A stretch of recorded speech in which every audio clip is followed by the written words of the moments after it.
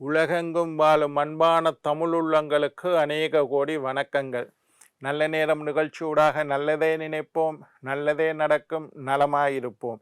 இன்றைய தினம் 9ஆம் தேதி 3ஆம் மாதம் 2026 சோமவாசர யுக்தம் என்று சொல்லக்கூடிய திங்கட்கிழமை. விசுவாவசு வருடம் மாசி மாதம் 25ஆம் நாள், சஷ்டி திதி, விசாக நட்சத்திரம், மரண யோகம். இன்றைய தினம் ராகு காலம் 8 மணி முதல் 9:30 மணி வரை. இன்றைய தினம் யமகண்டம் 11 மணி முதல் 12:30 மணி வரை. இன்றைய தினம் நல்ல நேரம் 12:30 மணி முதல் 2 மணி வரை. இன்றைய தினம் குளிகன் நேரம் 2 மணி முதல் 3:30 மணி வரை. இன்றைய தினம் ரேவதி அஸ்வினி நட்சத்திரக்காரர்களுக்கு சந்திராஷ்டம தினம். ரேவதி அஸ்வினி நட்சத்திரக்காரர்களுக்கு சந்திராஷ்டம தினம். சூளம் கிழக்கு, பரிகாரம் தயிர். என்ன நேர்களே, வாருங்கள் இனி இன்றைய தினத்திற்கான ராசி பலன்களை பார்க்கலாம்.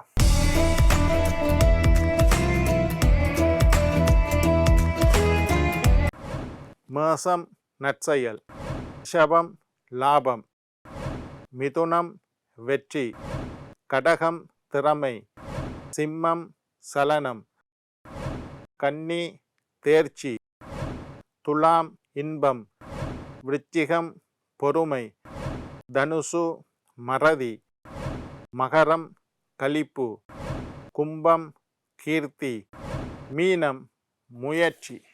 ஆன்மீக தகவல் பகுதியில் தொடர்ந்து உங்களை சந்தித்து வருவதில் மட்டற்ற மகிழ்ச்சி அடைகின்றேன்.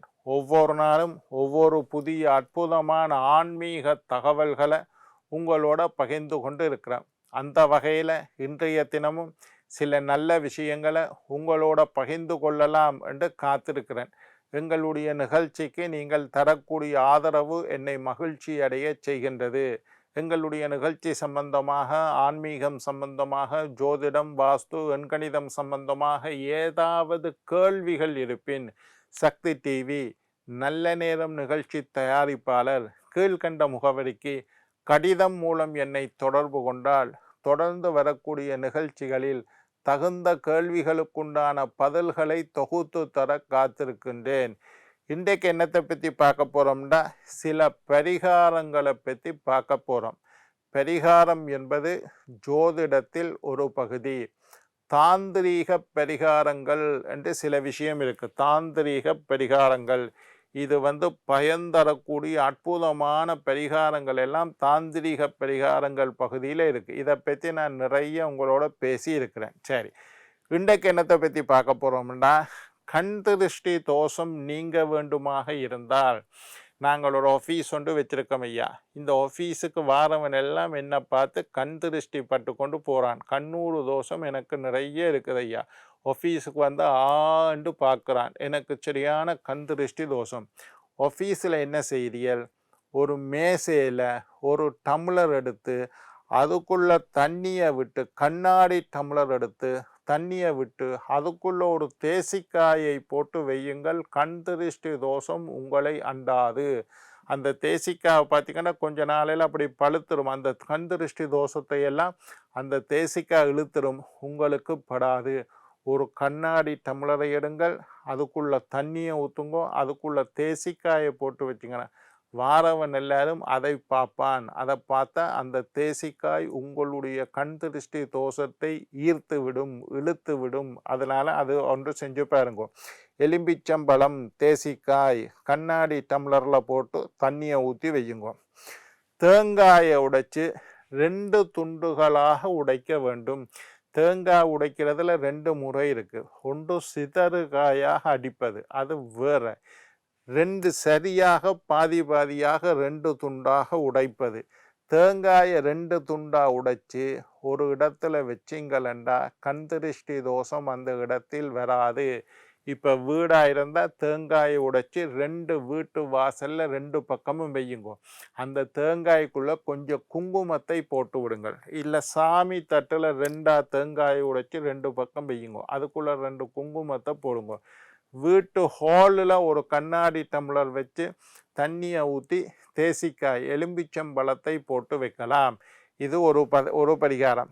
கணவன் மனைவி நீண்ட ஆயுளுடன் இருக்க, அதாவது மனைவி கணவன் நீண்ட ஆயுளோட இருக்க மனைவி என்ன செய்ய வேண்டும் என்பதை பற்றி இப்போ பார்ப்போம். எல்லாருக்கும் ஆசை கணவன் நீண்ட ஆயுளோடு இருக்கணும், அவர்தான் குடும்பத் தலைவர், அவர்தான் குடும்பத்துக்கு பொறுப்பு, அவரை நம்பித்தான் நாங்களும் பிள்ளைகளும் எல்லாரும் இருக்கிறோம், கணவன் நன்றாக இருக்க வேண்டும், கணவனுக்கு நோய் நொடிகள் வரக்கூடாது, கணவன் நீண்ட ஆயுளோடு இருக்கணும்னா மனைவிமார் என்ன செய்ய வேண்டும், பெண்கள் செய்ய வேண்டியது என்ன?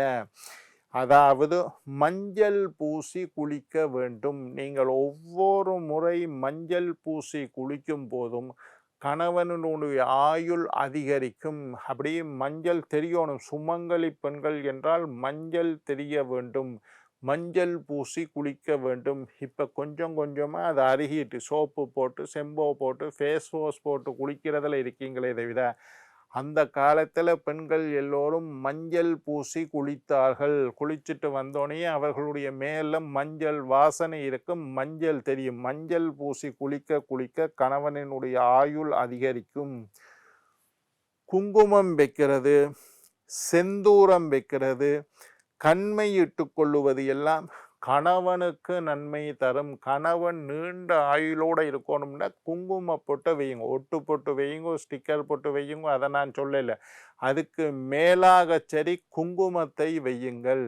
எந்த ஒரு பெண் நெத்தி நிறைய குங்குமம் வைத்திருக்கின்றாலோ அந்த அந்த பெண்ணினுடைய கணவன் சகல சௌபாக்கியங்களுடன் வாழ்வார். குங்குமம் வச்சிருக்கிறது கணவனை குறிக்கிறது. குங்குமம் நெத்தி நிறைய குங்குமம் வையுங்கோ, வடிவா குங்குமப்பட்ட வையுங்கோ, கணவனுக்கு நல்லது.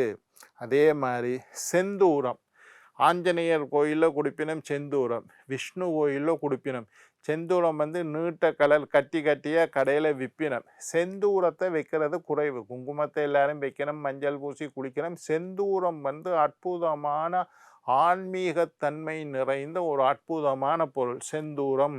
அதை வாங்கி லேசாக இப்போ நீட்டமாக 2 இன்ச்சு நீட்டில் கட்டி கட்டியாக வச்சிருப்பின. கடையில் இருக்கும் செந்தூரம், சாமி சாமான் விற்கிற கடைகளில் இருக்கும். அதை வாங்கி லேசாக கையில் தண்ணியை விட்டு கையில் உரைச்சிங்கன்னா அது நீராக வந்துடும். அதை நெத்தியில் திலகமிட்டு கொள்ளுங்கள். செந்தூரம் வைக்கிறது கணவனுக்கு நன்மை. கண்மை இட்டுக்கொள்ளுவது, கண்மை சம்பிரதாயபூர்வமாக இட்டுக்கொள்ளக்கூடிய ஒரு பொருள். இப்போ அது ஒரு ஃபேஷனாக மாறிட்டுது. பெண்கள் எல்லாம் அழகுக்காக அழகு சூட்டக்கூடிய அழகு சாதன பொருளாக மாறிவிட்டாலும் கண்மை இட்டுக்கொள்வது ஆன்மீகத்தில் நிறைந்த பொருள். அந்த காலத்தில் ஆண்கள் கூட கண்மை இட்டுக்கொண்டார்கள். கணவன் நன்றாக இருக்க வேண்டுமாக இருந்தால், கணவனை கண்ணும் கருத்துமாக நீங்கள் பாதுகாக்க வேண்டுமாக இருந்தால், கணவனுடைய ஆயுள் நீடிக்க வேண்டுமாக இருந்தால் சுமங்கலி பெண்கள் கண்டிப்பாக கண்மை இட்டுக்கொள்ள வேண்டும். கண்மை இட்டுக்கொள்வது செந்தூரம் வைக்கிறது, குங்குமம் வைக்கிறது. அடுத்தது கழுத்தில் மஞ்சள் கயிற்றில் தாலி போடுவது. நீங்கள் 10 பவுனில் கொடி வச்சிருந்தாலும் சரி, 20 பவுனில் கொடி செயின் போட்டிருந்தாலும் சரி, மஞ்சள் கயிற்றில் தாலி போட வேண்டும். மஞ்சள் கயிற்றில் தாலி போடுவது கணவனின் ஆயுளை அதிகரிக்கும். கணவன் நன்றாக இருக்க வேண்டுமாக இருந்தால் மஞ்சள் கயிற்றில் தாலி போடுங்கோ. அந்த தாலி கயிறுக்கு மஞ்சளை பூசி பூசி குளித்து கொள்ளுங்கள். மஞ்சள் கயிற்றில் தாலி. தலையில் பூ சூடுறது, பெண்கள் பூ வைக்கிறது இப்போ குறைஞ்சு கொண்டு வந்துட்டு. இந்தியாவில் பார்த்திங்கன்னா எல்லோரும் தலையில் பூ வைத்திருப்பார்கள். தலையில் பூ வைக்கிறது இப்போ நாங்கள் என்ன செய்கிறது, இலங்கையில் கோயிலுக்கு போகிறண்டா பூ வைக்கிறது, கல்யாண வீட்டுக்கு போகிறண்டா பூ வைக்கிறது, ஏதாவது நல்ல நிகழ்ச்சிக்கு போகிறண்டா மட்டும்தான் தலையில் பூ வைக்கிறதே தவிர தினசரி தலையில் பூச்சூடுவதை தவிர்த்து கொண்டோம். பூச்சூடுவது ஆன்மீக மரபு, எங்களுடைய மரபு, இந்த சமயத்தின் மரபு தலையில் பூச்சூடுறது. கைகளில் வளையல் போடுறது, வளையல் சுமங்கலி வளையல் என்று சிகப்பு கலரில் இருக்கும். அந்த வளையல்களை கையில், பிளாஸ்டிக் வளையல், கண்ணாடி வளையலை கையில், தங்கத்திலையும் போடுங்கோ, அது வசதி உள்ளவர்கள் போடுங்கோ. வசதி இல்லாட்டியும் கையில் பிளாஸ்டிக் வளையலாவது போடுங்க. தங்க வளையல் போட்டாலும் பிளாஸ்டிக் வளையல்கள், சுமங்கலி வளையல்களை போட்டுக்கொள்ளுங்க கையில். காதில் தோடு குத்துறது, மூக்கு குத்துறது, இது எல்லாம் எங்களுடைய சம்பிரதாய சடங்கு. இந்து மக்கள், சைவ சமயத்தைச் சேர்ந்தவர்கள், இந்து மதத்தை சார்ந்தவர்கள், சனாதன தர்மத்தை சார்ந்தவர்கள் காது குத்துற. இப்போ எல்லாம் ஒரு தோடு இல்லை, 1 2 3 4 5 தோடும் காதில் குத்திருக்கிறோம். ஆண்களும் தோடு குத்துற வளமை வந்துட்டு. மூக்குத்தி போடுறது, பெண்கள் மூக்குத்தி போடலாம். கல்யாணம் முடித்த பெண்கள் காலில் மட்டி போடுறது. காலில் மட்டி வந்து திருமணத்தன்று அம்மி மிதித்து மட்டி போடுறது நீங்கள் திருமணத்தில் பார்த்துருப்பீர்கள். எல்லாரும் திருமணத்தில் மட்டி போடுவினோம், பிறகு அதை கலட்டி வச்சிடுறது. சுமங்கலி பெண்கள் காலில் மட்டி போட வேண்டும், அதுவும் கணவனின் ஆயுளை அதிகரிக்கும். காலில் மட்டி போடுறது அது முக்கியமான விஷயம். கணவனின் ஆயுள், இந்த மாதிரி விஷயங்கள் எல்லாம் செய்து வந்தால் கணவனின் ஆயுள் அதிகரிக்கும். சரி, ஒரு அம்மா கேள்வி கேட்டிருக்கிறா. இப்ப சுமதி என்கின்ற அம்மா, கண்டியில இருந்து சுமதி என்கின்ற அம்மா கேட்ட கேள்வி, சந்திராஷ்டம காலத்தில் எதையும் செய்யக்கூடாது என்று சொல்லுறீங்களே ஐயா, அப்படி சந்திராஷ்டம காலத்தில் ஏதாவது செய்ய வேண்டும் என்றால் என்ன செய்வது என்பது அந்த அம்மாட கேள்வி. எப்பவும் நாங்கள் சொல்கிறோம், சந்திராஷ்டமம் வந்தால் எதுவும் செய்யக்கூடாதுன்னா வலிமையான காரியங்களை செய்யுங்கோ.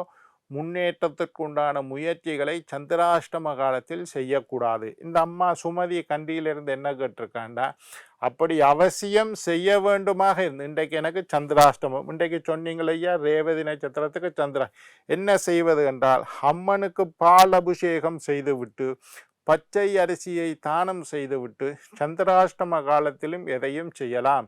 என்ன நேர்களே, நாளை மற்றும் ஒரு நிகழ்ச்சியில் உங்களை சந்திக்கும் வரை உங்களிடம் விடைபெறுவது உங்கள் ஜோதிட சித்தர் டாக்டர் ராஜராஜ குருக்கள்.